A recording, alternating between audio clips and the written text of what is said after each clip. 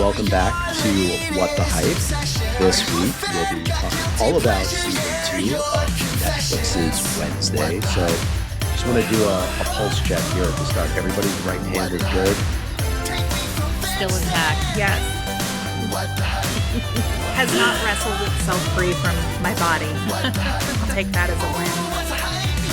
We're excited, Laura and Pam, that you're both here to discuss season 2. And we last discussed Wednesday, the first 4 episodes of season 2, back on episode 59. So if folks need a refresher, definitely go and check it out, because in just a few moments, we'll be diving into spoiler territory. And that means if you haven't finished season 2 of Wednesday, well, too bad, you've been warned. Yep. Here there be spoilers. So the natural place to start is just with our overall initial thoughts. I know we're going to do a little bit of a recap and then a deeper dive into some of the bigger moments, but how are we all feeling about how season 2 turned out? Honestly, really good. The last time we talked about this, I think I mentioned that I wasn't sure how they were going to wrap everything up, because there were so many moving parts that they introduced just in the first 4 episodes alone. But I think they did a really good job of tying up, I think, almost every loose end that they introduced, right? And then also like leaving us on the hook for more for season 3, but it wasn't anything that necessarily carries over. So I'm actually really impressed by the way they were able to do that in 8 episodes, honestly, because I was concerned for a minute there. Yeah, so I'll echo that. I honestly felt like the pacing of part 1 left something to be desired. I still enjoyed it, and I was obviously still committed for the long haul. But part 2 was so refreshing on that front because the pacing was so on point. They really didn't have any wasted screen time. There were so many beats, like story beats and character beats, that really came together in part 2. Because kind of like you, Pam, in part 1, I was like, where are we taking this? Like, there's only 4 more episodes after this, and there's been a lot of new character introductions, a lot of new world building, and I wasn't sure how they were going to bring it all together, but they really did. I loved the second half of season 2. It was really, really good. I agree as well. I found very few holes to poke in this season, and I know we can talk a little bit more about those later on in the episode. But for me, with the first half of season 2, I was concerned because of the storylines they actually wrapped up in that first half, where, okay, you know who Wednesday Stalker is, you know who's behind the bird attacks. Where are we going in the second half of season 2? And who's going to maybe come to the forefront to get a little bit more screen time? But actually, that doesn't happen because Wednesday wakes up from her coma almost immediately, right? Maybe within the first few minutes of episode 5. We had talked about on the prior episode how maybe Enid or another character would get a little bit more front and center. And of course she does, but it's really, opposite Wednesday. And we thought maybe Wednesday would be sidelined for an episode, but no, it's maybe about 30 seconds. Yeah. No, they definitely picked it up very quickly and didn't really dwell on the injuries or anything that happened to her at the end of part 1. They just got right back into it. Yeah, and I guess they kind of have to, because there was, I mean, like you were both saying, the part 2 of the season was really jam-packed, and I don't think they could afford to sideline her with everything. No. She kind of had to work through and go through as well, including a new spirit guide, right, Micah? Yeah. We got a nice cameo from Brienne of Tarth. She is officially back in in Nevermore. But yeah, just to go through a recap of the second half of season 2. As mentioned, we last left Wednesday in a coma, but she is very fast to recover, and in the process learns that she has a new spirit guide, as Pam just mentioned. So welcome back, Principal Weems. She was She was just fantastic. too good not to Yeah. be in season Yeah. 2, I guess. Honestly, good for them because Gwendolyn Christie was great in the first season, and I think a lot of us were disappointed that she got killed off. And this was a really, really clever way to bring her back for at least one other season. I don't. It seems like it was a final goodbye towards the end, but Yeah. I don't know. Yeah, they may have left the door open to go one way or the other, but she's definitely a fan favorite, so it wouldn't surprise me if they found a way for her to cameo occasionally, because obviously Wednesday, like, we'll get into where the series leaves things, but she's definitely gonna have some problems next season. So yeah, I was very pleased with that. And also I just loved the sass and the shade that she threw at Wednesday, and like, honestly, well deserved. Like, And I was she like, threw it at yeah, Morticia, too. It wasn't yeah. just one, it was both mother and daughter that got their fair share of sass from Principal Weems. Yeah, it was a vibe. I loved it. Someone else who came back is Tyler. We kind of got a glimpse of him in part 1, but really kind of came into the forefront in the back half of this season. Still has his sights set on killing Enid, and so his whole plan is to do that. And so then Enid and Wednesday kind of come up with a plan to incorporate the Nightshade Society into kind of luring him out. And Wednesday is getting pretty reckless at this point as well, because her plan is to inject him with a potion that will make him like basically beholden to her, so she'll be the new Hyde Master now that he killed off the old one. And it's actually Morticia that ends up making sure that this doesn't happen. And she does this with the help of Francois, who we met very briefly in the asylum in part 1. Turns out she's Tyler's mother. And so Morticia allows her to go and take control of Tyler in Hyde form. And then the promise that she makes to Morticia is that they will leave Jericho. But spoilers, that doesn't really work out. So never trust a Hyde. Isn't that what they say? There you go. That is what they say. Yeah. That was a big surprise, though, because we were wondering who, in fact, this woman was. There was some talk about whether or not it was her Aunt Ophelia. That's what I thought. Honestly. Yeah, I thought so too. But I think you mentioned this on the last episode, Pam, that Fester didn't recognize her. So if Fester didn't recognize her, then unlikely that she was a long-lost Addams family member. True. Yeah, that could have been, that should have been a hint. But I feel like they did a really good job of setting it up to make you think that's who we were going to be getting, especially with all of the cryptic information we were getting from Wednesday's various visions. And I mean, you know, ultimately we'll find out that, you know, Ophelia was a different kind of, you know, prisoner than, you know, Francoise was. But Tyler's mother isn't his only living relative, as we learn that after Slurp, you know, eats enough brains to regenerate himself, he is in fact Isaac Knight, Francoise's brother and Tyler's uncle. This brother-sister relationship was definitely giving me like Fall of the House of Usher, Madeline and Roderick Usher vibes, because Jamie and Cersei Lannister vibes. Sweet Home Alabama vibes. Honestly, I was finding myself feeling like, is Isaac Tyler's uncle or his daddy? Because I was getting there too, especially when they were like, there was that one scene where they're like, they shot them in the mirror embracing, and then as soon as he comes in, they're like, oh, we can't be touching. It was weird. Yeah, well, and I think that, and we can maybe talk about this a little bit too, but there is a lot of literary influence in this series. I mean, lots of allusions to Hamlet, lots of references to Poe. And I feel like this brother sister duo really was modeled after the brother sister duo in The Fall of the House of Usher.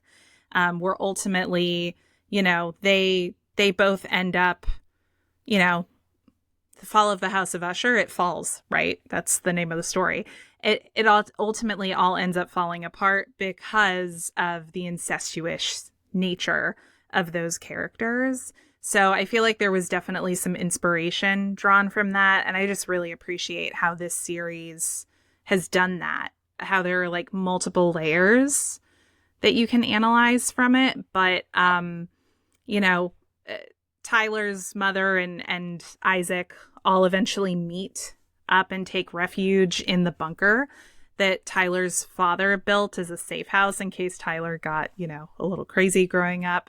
And they began plotting against the Addams family. Yeah, quite the family reunion. Yeah, definitely was. Yeah. Imagine waking up to your mom being like, hey, you want pancakes? But then you look down and you see that you're like chained to the bed. And let's we can talk about too the mother son dynamic, because that is also interesting. Yeah, definitely. Well, it definitely speaks to, I think, some of Tyler's character, that he ultimately seeks out other female characters that he perceives to have a level of control over him, but he really struggles with it at the same time. Like, he doesn't want it, it seems like, but he also thinks that he needs it. And I mean, if you think about the way he was raised, makes sense. Yeah. And I would argue, though, at this particular moment, Tyler needs more of a gentle touch. And his mother is actually quite physical, right? You just mentioned the fact very that abusive. He's chained to the bed. She slaps him at one point. And then ultimately the decision that she makes on his behalf to remove his powers, which is a big part of what happens in the finale. So, and that may just be a byproduct of what Francois has gone through and being in captivity for so long. And the fact that she wants her own powers removed, you know, she kind of passes that along, or at least, I don't know, the fact that she is willing to make that decision on behalf of her son and not give her son the choice. Yeah, it strips him of his autonomy. And I think it's definitely a commentary of parents who project their own wants and desires on their children. And that, as a child growing up in the circumstances that Tyler did, it would probably make it really confusing to know what you actually want, right? And it is kind of like a mother knows best situation. It is creepy. Especially because he can be controlled so easily. Like, the compulsion is to obey. Right. Well, Wednesday during all of this is still very much fixated on her vision and hellbent on protecting Enid. Remember, she had this vision that Enid was going to die. So she enlists the help of Grandmama because, let's face it, Morticia has not been much help to her throughout this season. And Grandmama lets her know that she can actually temporarily restore her powers by consulting a fellow raven by the name of Rosaline Rotwood. So this just happens to be the same Rotwood whose cottage the Addams family is staying in during this season. And this character is played by none other than Lady Gaga. So we get her cameo in the back half of this season. But I guess the easiest way to sum it up is things don't go exactly as planned. Wednesday and Enid end up swapping bodies with each other, essentially kind of fulfilling this prophecy, because unless they're able to truly understand each other and kind of walk in each other's shoes, they're both going to die by the time the sun comes up. Suffice it to say, they're able to make everything work out. But as a result of this, a new prophecy comes about. And this time, instead of Enid, it's an Adams family member that's going to die. But the top half of the gravestone is broken, so we don't get to see which Adams. Right. I just have to say the body swap episode really was such a highlight. And I mean, props to Jenna Ortega and Emma Myers because they fucking nailed it, like knocked it out of the park. I was so impressed. I knew they were strong actors because I've seen them both in other things, but this was just such a treat. Like seeing Wednesday parade around in multicolored clothes and like twerking in the middle of campus and really freaking her peers out with how bubbly she was being was so fun. And Emma Myers really nailed that like deadpan Wednesday attitude, which is, I mean, what makes it fun is that they are polar opposites in so many ways. But I love that they got this experience because, I mean, it did ultimately bring them closer together as friends and as characters. And I don't know that that's necessarily something that we got as much in the last season. It was kind of like Wednesday and Enid were kind of like, they're kind of like an odd pair, but somehow it works. And now you really understand why it works. Yeah, I think that they definitely took like 2 steps back with their friendship because, you know, I think that the highlight of season 1 for me was that it wasn't really like the true love story was Wednesday realizing that she can have friends and that friendship is not a weakness, right? And one of the highlights of that season definitely was the both of them realizing that there had been a friendship that had been growing there the whole time. But things get really tense in this season between the two of them. And part of it is because Wednesday's holding on to this big secret. And the other part is that Enid doesn't want to be seen as weak, which is understandable because that's a sore spot for her. So yeah, I kind of felt like part of me feels like a lot of this episode felt like a filler, but I think that they did redeem it with like the revelation in the end. I think that's without that it would have felt like it was like we don't have time for this, but it was really cute and it was fun. You know what I mean? To do the Freaky Friday swap. I actually was reading in an interview that Emma Myers had no idea that this was happening until like they were a couple episodes into shooting because the writers like to keep the episodes close to the chest, so that actually makes the acting even more impressive that she didn't really have too much time to really perfect her Wednesday impersonation as a result of just like not realizing that this was the thing that was going to happen when the season started shooting. So that's kind of crazy. Yeah. Well, and it all of this also sets us up for, you know, the ultimate sacrifice that Enid makes for Wednesday. And, you know, we'll chat about that a little more when we get to the end of the season, but, you know, also sets up the premise for season 3.